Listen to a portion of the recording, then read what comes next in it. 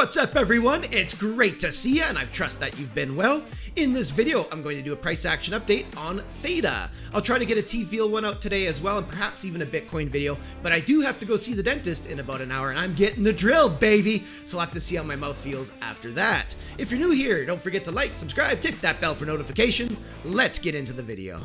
And here we have Theta up on the daily chart in TradingView. And I see that Theta did get down to my first level of interest to the downside, which was this purple box that I've had marked on my chart for quite some time. The top side of that coming in around $4 and the bottom side coming in around $3.62 roughly. And Theta did get down in there, hit it, didn't close below, and now is putting in a really nice bounce to the upside. And that's why I was saying in the last video that I take all these levels and respect them as areas where there could be significant bounces and potentially even reversals. Now Theta is trying to work on some kind of reversal here, but is still in the context of a downtrend. We can see that with this high back here, this lower low, lower high, lower low, and then of course we see all these wicks coming into the 0.5 here and then closing on lower lows back here. At the time of recording, we can see that Theta is working its way back to the upside and is coming into contact with the 0.382 with a couple of rejections here, and that is coming in around $8.20. You see these wicks coming up in here and this wick as well. It doesn't perfectly get up to the 0.382, but this is technical analysis, not a crystal ball. So for me, that is close enough for sure. We also see that the white 200 simple moving average here is acting as a bit of resistance along the way. Back here, if you remember, I did put out that video when we lost the 200 on this closure here. Got a little bit upside, tagged it on these wicks here, and then rolled to the downside and a bit of an SR flip. We do see some closures coming in back here, so we see a nice close on this candle here up above there. We see an open close here, and then Theta coughs it all back up and gets down below. Right here we see a candle body closing up above and then again coughing it up, and right now we see that the yellow 21 is trying to hold up price action right now.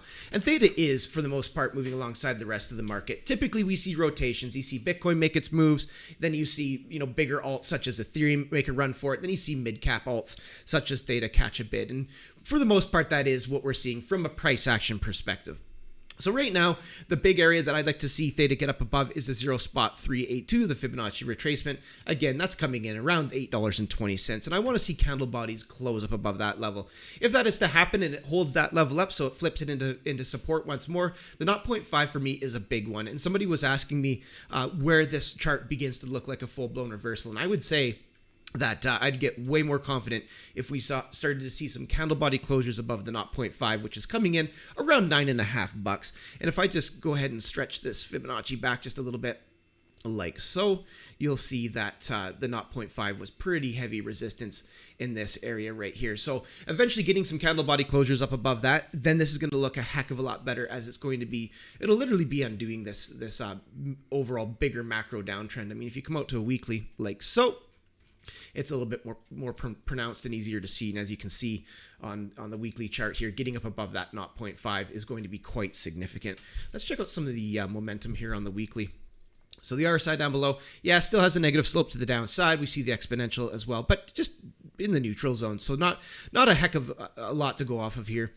We do see stochastics crossing back to the upside for the first time in quite some time and coming out of the more critical zone here. That overall looks good. So the macro pressure is beginning to mount to the upside here.